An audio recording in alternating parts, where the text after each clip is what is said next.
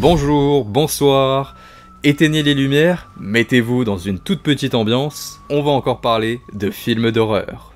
La semaine dernière, on s'était retrouvés pour parler des pires films d'horreur sortis en cette année 2024, c'est-à-dire les films d'horreur ayant reçu les pires notes de la part des spectateurs. Imagineering, Les Intrus, le film avec Winnie l'ourson qui tabasse des gens au hasard, ou encore le film avec les requins sous la Seine. Un requin.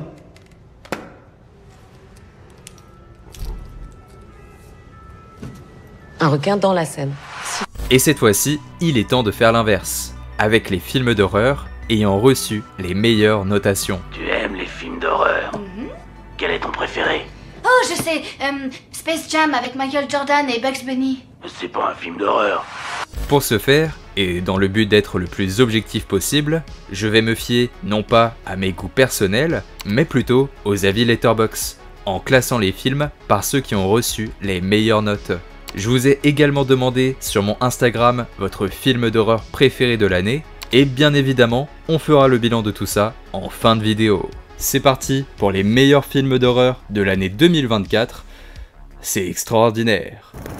Sous la Seine, avec une moyenne de 4,9 sur 5. Non, je déconne. The Substance, qui est le film d'horreur le mieux noté de l'année, avec une moyenne de 3,9 sur 5. Nous allons suivre l'histoire d'Elizabeth, vedette d'une célèbre émission qui est virée du jour au lendemain, car elle est jugée trop âgée.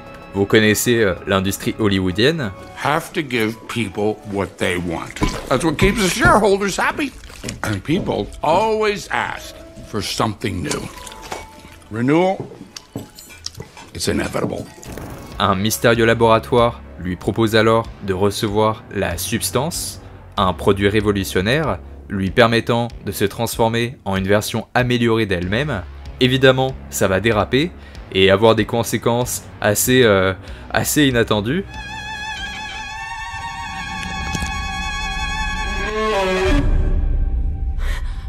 The Substance est une très bonne expérience, avec une histoire tellement inédite et surtout tellement dingue, ça fait vraiment du bien d'avoir enfin un scénario qui sort du lot.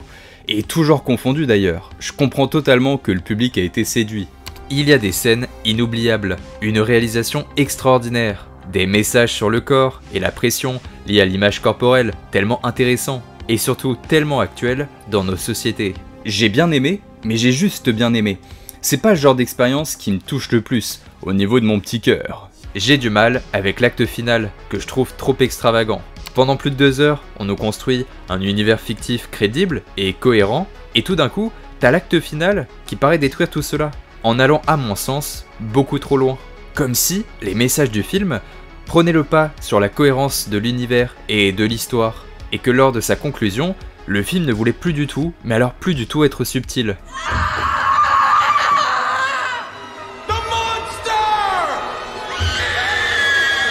J'ai compris ce qu'il voulait me dire, j'ai compris son sens, et il n'avait pas besoin d'en faire trop. Et pourtant, au moment de l'acte final, j'ai trouvé qu'il en faisait trop, et qu'il partait beaucoup, mais alors beaucoup trop loin. Par contre, Demi Moore est une actrice incroyable, qui possède l'une des meilleures performances de l'année, tout genre confondu.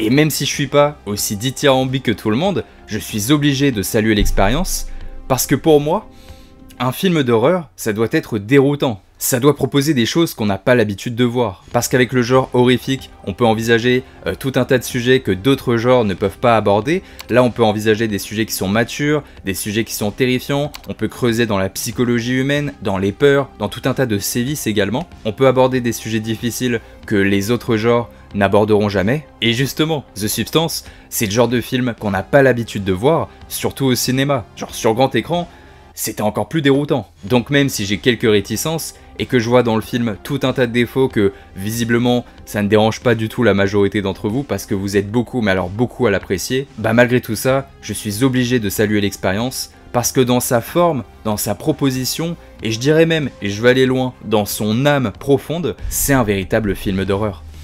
C'est un film d'horreur. Bravo à lui. Je dirais que c'est une sorte de film d'horreur complètement tordu. Alien Romulus, avec une note de 3,6 sur 5. Le deuxième film d'horreur ayant reçu les meilleures notations. Bon, on en a déjà assez parlé sur la chaîne, y compris dans la vidéo bilan 2024 qui regroupait une bonne partie des films sortis cette année. J'ai passé un super moment devant et j'ai vraiment le sentiment que tout comme Prey qui a un peu relancé la franchise Predator, Alien Romulus est l'élu, celui qui a contenté tout le monde et redonné confiance aux fans de la franchise et au grand public. On a envie de regarder les anciens films, envie d'acheter des produits dérivés, envie de revoir les xénomorphes une nouvelle fois. Tout ça, à mon sens, grâce à Alien Romulus.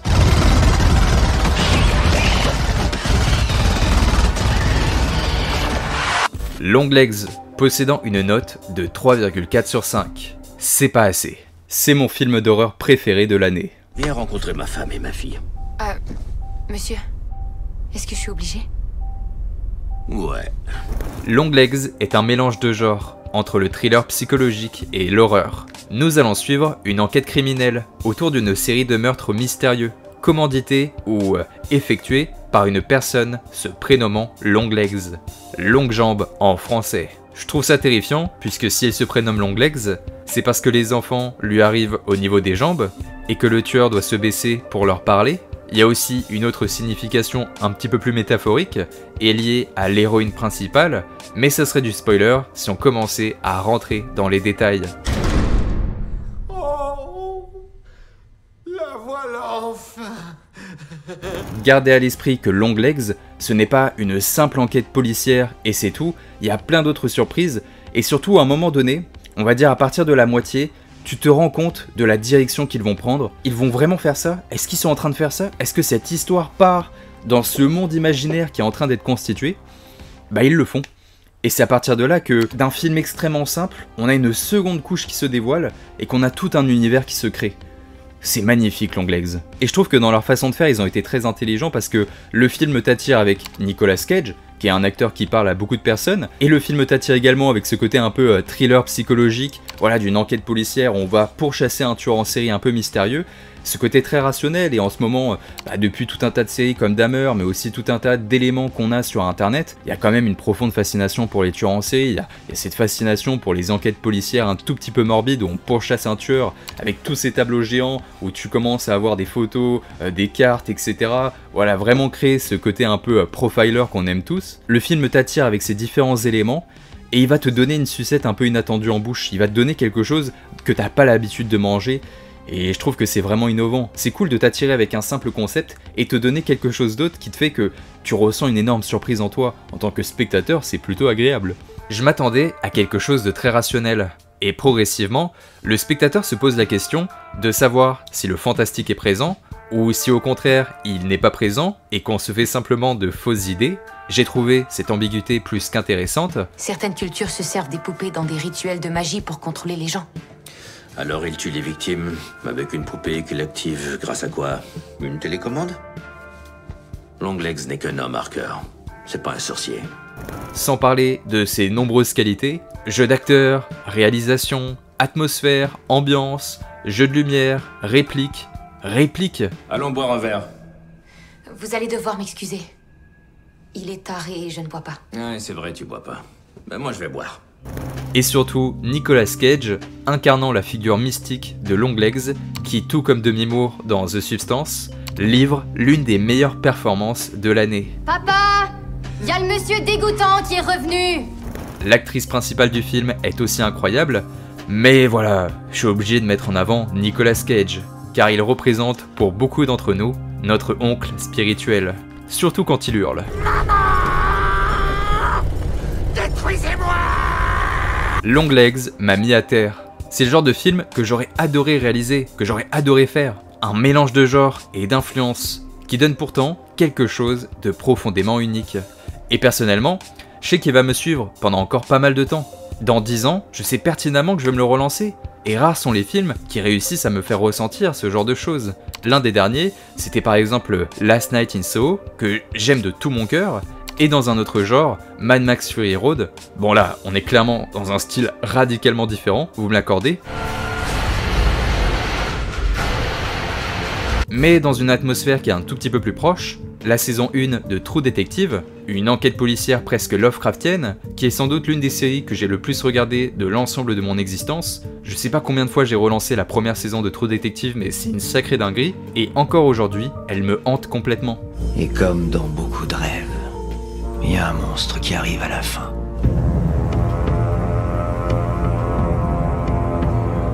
Et pour moi, Longlegs, c'est la même chose. Et de mon côté, c'est vraiment le meilleur film que j'ai vu cette année. Ensuite, on se retrouve avec plusieurs films qui ont un peu tous à peu près les mêmes notes, entre 3,3 et 3,4 sur 5. Tout d'abord, La Malédiction, les origines, une préquelle du film original. Oui, une préquelle. En général, c'est pas bon signe, mais là ça fonctionne. C'est lui, le véritable élu de la prophétie. Dans La Malédiction, on va plonger dans les origines de Damien, l'enfant incarnant l'Antéchrist. Et tout ça au travers d'un personnage fascinant, Margaret. There you are. I'm sorry I scared you. Come on. I have something to show you for tonight. J'aime beaucoup le film original et les suites qui en découlent. Mais La Malédiction, les origines se suffit à lui-même et reste une œuvre qui cherche également à exister pour elle-même et non uniquement au travers du film original. C'est la meilleure façon de concevoir une préquelle, et honnêtement, il mérite vraiment que vous vous posiez tranquillement sur votre canapé, avec un verre de vin rouge à la main, et un petit paquet de Schtroumpf, vous savez, le petit paquet d'Haribo là, et que vous profitiez du moment. No, don't.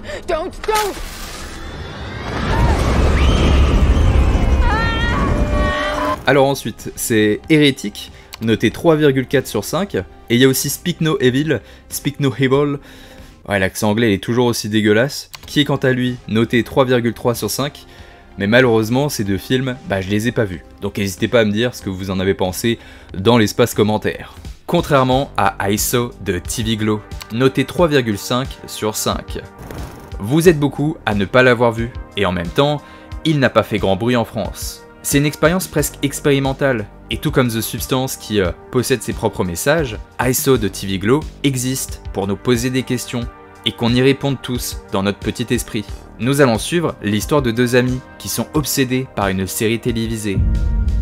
Je sais que tu vas trouver ça dingue. Je veux pas t'effrayer. Tu te souviens d'une série télé qu'on regardait tous les deux? Ça s'appelait... Bingo Bake. Ouais. Tu regardes?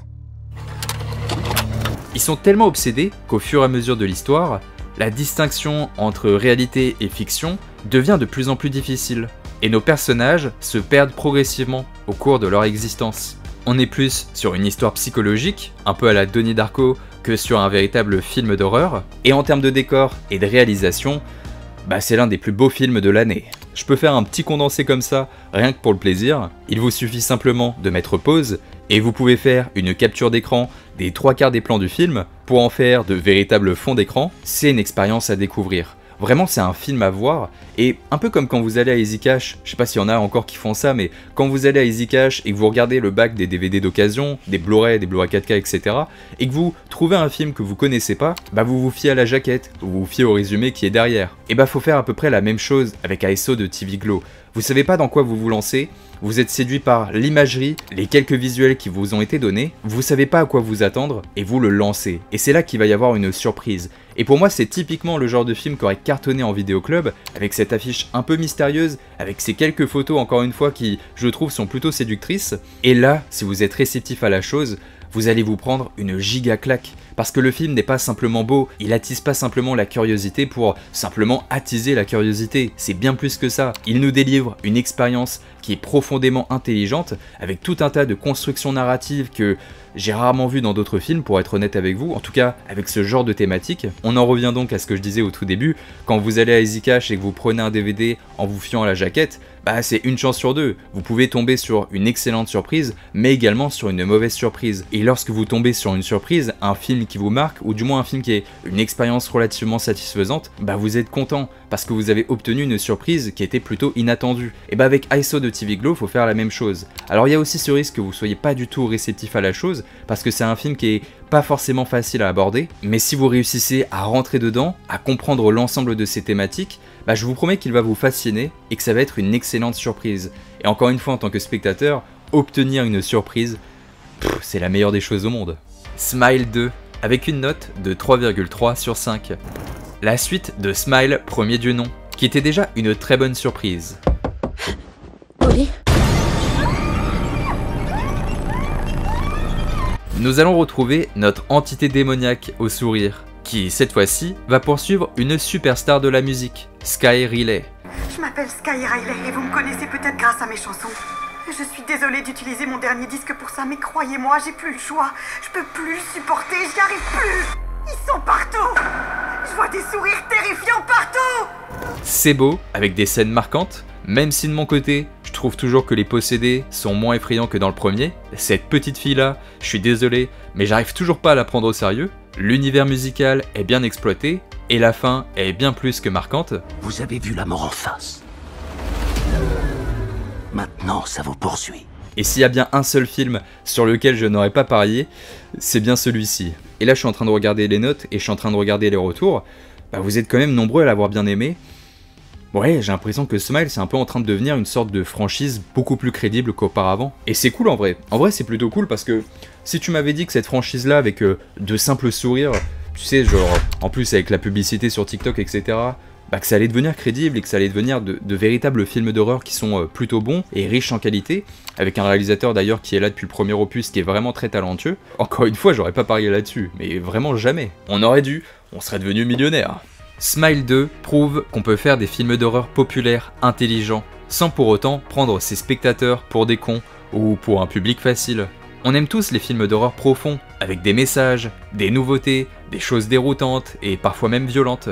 Et en début de vidéo, je vous disais que l'horreur doit être un genre déroutant, proposer des expériences qu'on n'a pas l'habitude de voir, mais il nous faut aussi des expériences plus accessibles, des films d'horreur populaires, et Smile 2 représente cela. Si votre premier film d'horreur c'est Longlegs, The Substance ou même Terrifier 3, c'est quand même un peu brutal, car c'est des films particuliers. Commencer le genre par The Substance, Longlegs ou Terrifier 3, je trouve que c'est pas une bonne façon en fait. On commence tous avec un film comme Les Griffes de la Nuit, Conjuring, Insidious et j'en passe. On a besoin de ces expériences pour nous faire découvrir le genre, le faire commencer en douceur, même si, en général, ton premier film d'horreur, t'as très mal aux fesses, tu te chies un peu dessus. Et typiquement, je trouve que Smile 2 pourrait faire découvrir l'horreur à une toute nouvelle génération. Et en plus de ça, faire découvrir le genre de la bonne façon, avec un film qualitatif, en tout cas à mon sens. Être un film populaire, ça a l'air d'être une critique, mais si un film populaire est bien fait, et ne prend pas ses spectateurs pour des cons, pour moi, c'est une très bonne chose. Y'a quelqu'un ?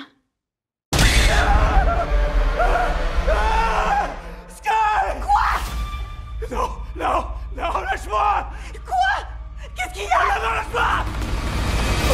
Maxine, avec une note de 3,1 sur 5. La suite de X et de Pearl, avec le retour d'une Mia Goth au sommet de sa forme, cherchant à faire carrière à Hollywood après les sombres événements qu'elle a vécus dans le premier opus, tout en étant poursuivie par un étrange tueur en série.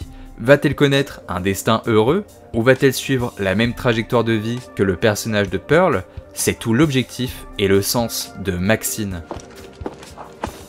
Y'all might as well go home cause I just fucking nailed that.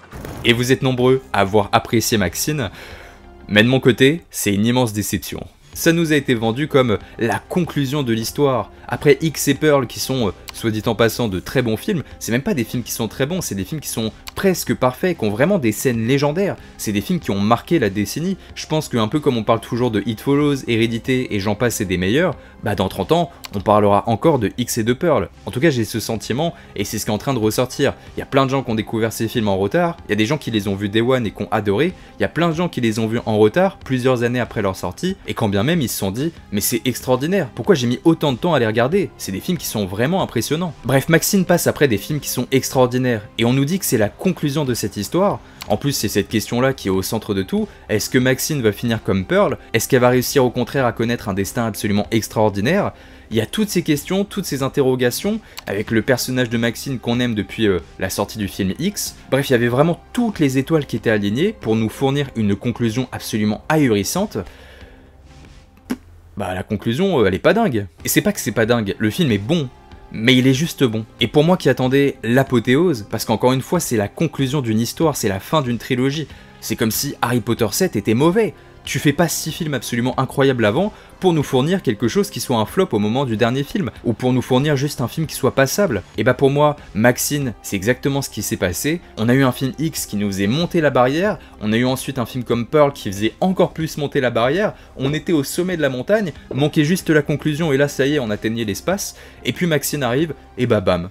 Petite chute. Mais pas une chute libre, une petite chute, parce que le film est juste bien. Et encore une fois, je trouve que c'est pas celui qu'on va regarder le plus. Moi, maintenant, je vais regarder X et Pearl, mais je vais pas me refaire Maxine en boucle. Et je sais que c'est difficile parce que le film est riche en qualité, mais t'as pas le droit de te foirer au moment de ta conclusion, au moment où c'est la fin de ta trilogie, au moment où c'est la conclusion de l'histoire, c'est la fin. T'as pas le droit de sortir un film qui est juste bien, sachant que t'as eu pratiquement des chefs-d'œuvre auparavant. Donc je sais que je suis difficile avec lui, mais voilà, c'est ce que je pense, j'y peux rien. Name 5 celebrities who got their start in horror movies. Jamie Lee Curtis, John Travolta, Demi Moore, Brooke Shields, and... Maxine fucking Minx. Le film souffre de beaucoup trop de longueur, de beaucoup trop de personnages. L'ambiance et l'héroïne Maxine sont absolument incroyables. Mais je sais pas, j'ai le sentiment que le réalisateur est parti trop loin, au lieu de rester dans une relative simplicité. La simplicité, c'est tout ce qui faisait le charme de X et de Pearl, qui possédait malgré tout une grande profondeur narrative. Je ne retrouve pas cette profondeur dans Maxine. Et contrairement à X et à Pearl, que je regarde régulièrement, je ne trouve rien de marquant dans celui-ci, et je ne risque pas de me le remettre souvent. Buster. What were you gonna do, huh? Nothing. I was just playing around. Well, we're playing now. C'est la fin de l'histoire, et il n'y a aucune scène plus marquante que le monologue de Pearl, plus marquante que la scène de fin dans X, plus marquante que la mare au crocodile, plus marquante que la scène de l'épouvantail. Maxine est de mon côté l'une de mes plus grosses déceptions, car à vouloir trop en faire, il ne fait rien. En tout cas, à mon sens. Oubliez pas que cette vidéo elle est aussi un petit peu subjective. T'es un putain de sex symbole. Puisqu'on est dans le négatif, on va parler d'Abigail, noté 3,1 sur 5, avec une très bonne réception en France. Vous êtes beaucoup à avoir apprécié l'expérience. Un groupe de kidnappeurs qui se retrouve avec la fillette d'un millionnaire dans un sombre manoir, sauf que cette fillette est une vampire, et nos personnages, qui étaient les trackers, deviennent au fur et à mesure de véritables proies. J'ai détesté.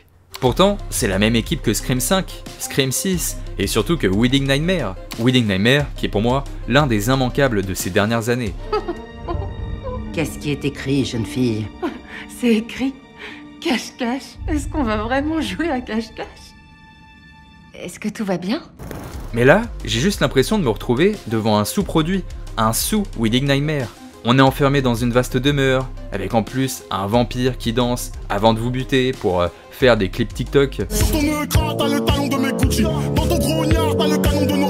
Les acteurs incarnent des personnages catastrophiques et surtout insupportables. Franck, tu l'as. Je sais qu'elle tirera pas. En fait, je me trompe peut-être. J'ai pas réussi à être transporté par l'histoire, et j'ai encore moins réussi à être transporté par les personnages, même au niveau de la violence, au niveau des scènes un petit peu gore, des scènes un peu sulfureuses, les scènes de tension, ou même par rapport à l'humour. Ouais, vraiment rien n'a marché sur moi. Il est temps de descendre en dessous de la barre des 3 étoiles, avec cette fois-ci Immaculée, noté seulement 2,9 sur 5. Nous allons suivre le personnage de Sœur Cecilia, qui va être intégrée dans une nouvelle église pour s'occuper de religieuses plus âgées et donc mourantes. Nous prévoyons qu'elle ira à la rencontre de Dieu dans les prochains jours. Tu dis cela avec tant de désinvolture? La mort fait partie de la vie quotidienne ici. As-tu vu mon papa? Hein? Mais qu'est-ce qu'elle raconte celle-là? Mais qui elle est celle-là? Mais elle s'en rend bien compte que l'endroit dissimule de sombres secrets. Mais le pire, c'est qu'elle tombe enceinte. Sauf qu'elle a pas fait l'amour. Elle va donc chercher des réponses vis-à-vis de ce mystérieux couvent, et surtout vis-à-vis de cette mystérieuse grossesse. Ce qu'on peut totalement comprendre. Voilà, t'as un bébé en toi, tu sais pas d'où il vient, c'est plus important de comprendre ce qui se passe dans ton petit bidon que d'explorer le couvent qui est juste à côté de chez toi. Encore un film avec un fond religieux. Encore un film dans un couvent avec des sœurs. Mais tout comme La Malédiction, l'origine, et d'ailleurs les films ont clairement un problème avec les femmes enceintes, et ils sont pratiquement sortis en même temps, c'est plutôt drôle, encore un complot, et pourtant, Ces deux films réussissent à proposer des expériences marquantes. Si je trouve personnellement que La Malédiction est meilleure, Immaculée a le mérite de proposer une expérience bien plus que satisfaisante, avec des passages suscitant notre intérêt.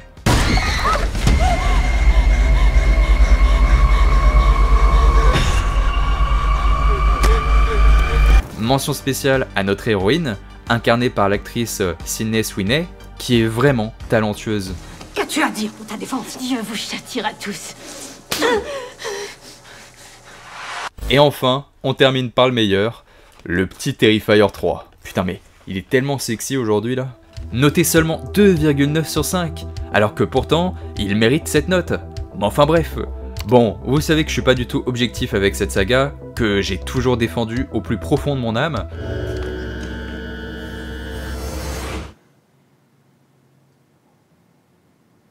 Terrifier 3 représente l'un des films les plus inspirants de l'année, parce qu'il est indépendant, tout comme Longlegs d'ailleurs. Donc mes deux films préférés de l'année sont des films indépendants. Le monde est petit. De voir le travail de passionnés et de fans de slasher qui réussissent à construire une toute nouvelle icône, et surtout à concevoir un film rapportant des millions de dollars, qui parle à une génération entière, même pas à une seule génération, à des générations entières. Parce qu'aussi, il a réussi à susciter un certain intérêt, à créer ce côté événement de l'horreur. Est-ce qu'il y a un film dont on a plus parlé? Je suis pas sûr. Terrifier 3, c'est le premier film d'horreur à être interdit aux moins de 18 ans au cinéma depuis presque 20 ans. Et contre toute attente, ça a attiré 135 000 personnes en seulement 3 jours. Bref, pour tout ça, je trouve que Terrifier 3 est l'un des films les plus marquants de l'année. Le film est plus que bon, bien réalisé, avec des beaux décors et des scènes d'une violence qu'on ne voit nulle part ailleurs. Alors je sais, il y a toujours plus gore, il y a toujours plus, mais moi je n'ai pas envie de voir des agressions sexuelles, j'ai pas envie de voir des violences plus sérieuses, j'ai juste envie de voir un film gore, tout comme un peu Saw à son époque, même si c'est une violence qui reste différente. J'ai envie de voir quelque chose qui part loin dans un côté un peu morbide, mais qui ne dépasse pas une certaine limite. Je veux du divertissement. Sinon je vais regarder Megan is Missing, où là on a quelque chose de très brutal. Et bah Terrifier 3, c'est exactement cela. Mais avec en plus une icône incroyable, avec en plus une héroïne charismatique, avec en plus un univers mythologique, aussi fascinant que celui d'autres franchises iconiques. Pour tout ce qu'il a créé, et même si beaucoup le critiquent, je trouve que Terrifier est la sortie la plus marquante de l'année. Pas le meilleur film d'horreur, mais la sortie la plus marquante. C'est lui qui a créé l'événement, qui a conduit des indépendants à connaître le succès, et nous faire dire que nous aussi, on peut réussir. Parce que vous croyez vraiment que le mec qui a commencé avec des films fauchés à seulement 30 000 $ dans un hangar désaffecté, pensait réussir à devenir millionnaire et créer l'une des nouvelles icônes de l'horreur les plus populaires de ces dernières années? Bah non, je pense pas. C'est inspirant, et c'est tout ce que doit être l'horreur. Nous donner envie de créer, nous donner envie de réussir.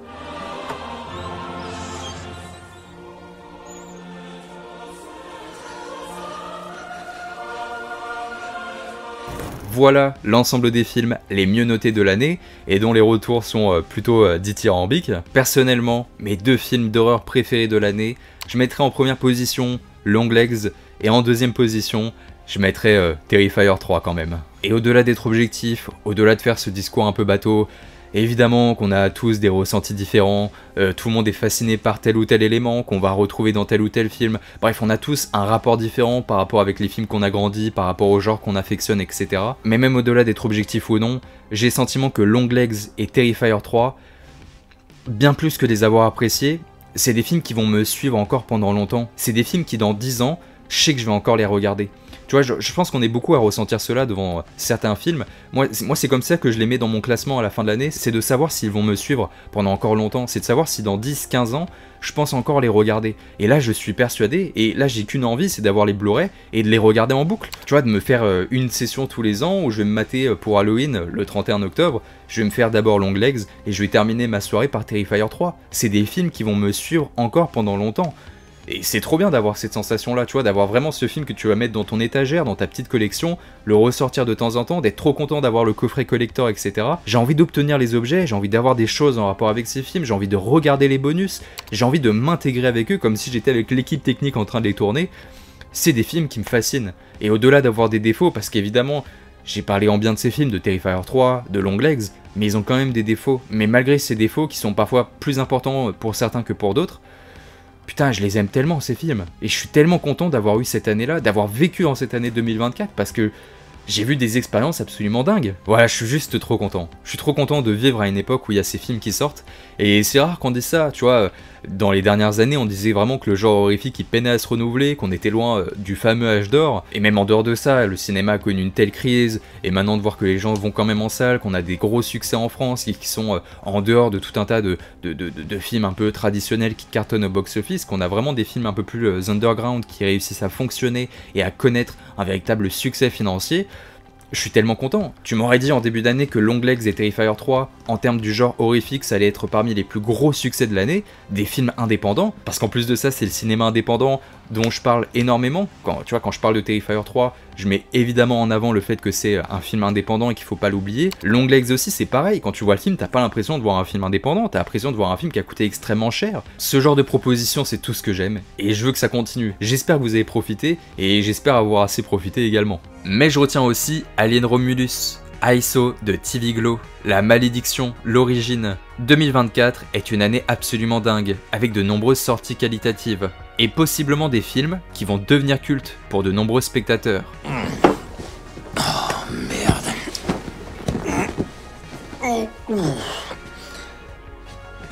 Ça va. Je vais me coucher. Et je vais conduire. Maintenant, le plus difficile arrive. Lesquels vont survivre à l'épreuve du temps? Lesquels vont encore ressortir dans quelques années? Même si j'ai des petites idées et des petites préférences, bah ça va quand même être intéressant de voir s'ils vont être nombreux à passer à l'épreuve la plus difficile, celle du temps. Peut-être que dans plusieurs années, on se dira que l'année 2024 était l'une des meilleures de ces dernières années de cette décennie, pour la qualité et surtout pour la culture de l'horreur. Je vous ai également demandé votre avis sur mon compte Instagram, et vous êtes nombreux à m'avoir répondu. J'ai comptabilisé l'ensemble de vos choix, et à partir de ceci, je peux établir une liste des 5 meilleurs films d'horreur selon vous. Bon, alors évidemment, on est une toute petite communauté, mais je trouve quand même ça intéressant d'avoir vos avis. N'hésitez pas à me rejoindre sur mon Instagram ou sur mon compte Twitter, on fera ce genre de sondage beaucoup plus souvent à l'avenir, parce que c'est juste trop cool. En 5ème position, on retrouve Longlegs, qui a recueilli plus de votes que je ne le pensais. Vous êtes nombreux à avoir apprécié l'expérience, et autant vous le dire tout de suite, mais je suis l'homme le plus heureux du monde quand j'entends ça, puisque de mon côté, je le mets clairement en première position. Ensuite, en 4ème position, on retrouve Alien Romulus. Gros succès de la chaîne cette année, avec de très bons retours, je suis content que malgré sa sortie en été, vous ne l'ayez pas oublié.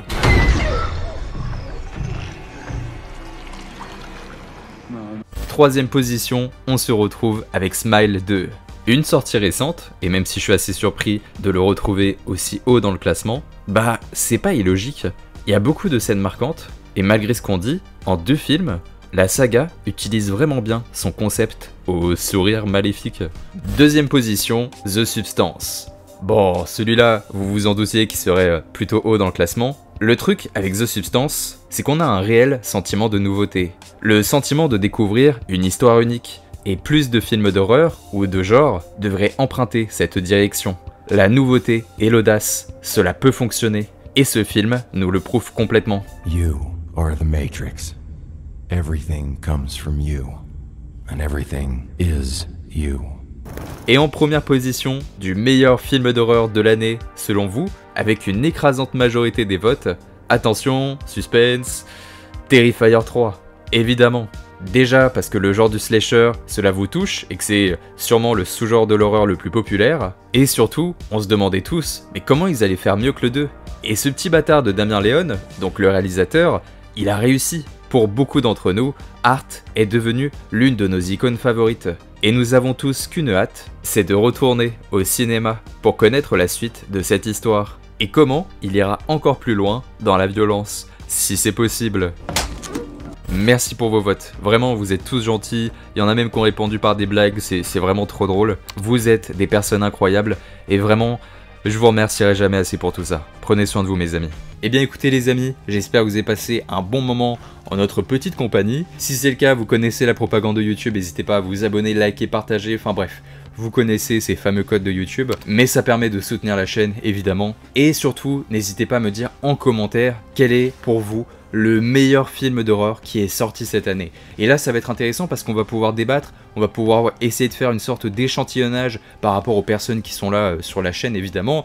On représente que dalle, mais c'est intéressant de voir avec quelques personnes ce que vous avez pensé pour vous quel était le meilleur film d'horreur de l'année. Et si vous êtes motivé, n'hésitez pas à me dire aussi quel est votre film d'horreur préféré, mais pas exclusivement à l'année 2024, mais de tous les temps. Voilà, c'est quoi pour vous le meilleur film d'horreur de tous les temps? Et on s'en fout d'être objectif là, je demande un avis subjectif, je demande ce que vous ressentez dans votre petite âme de cinéphile, enfin, petite, à mon avis, vous êtes des spécialistes, ça, j'en doute aucunement.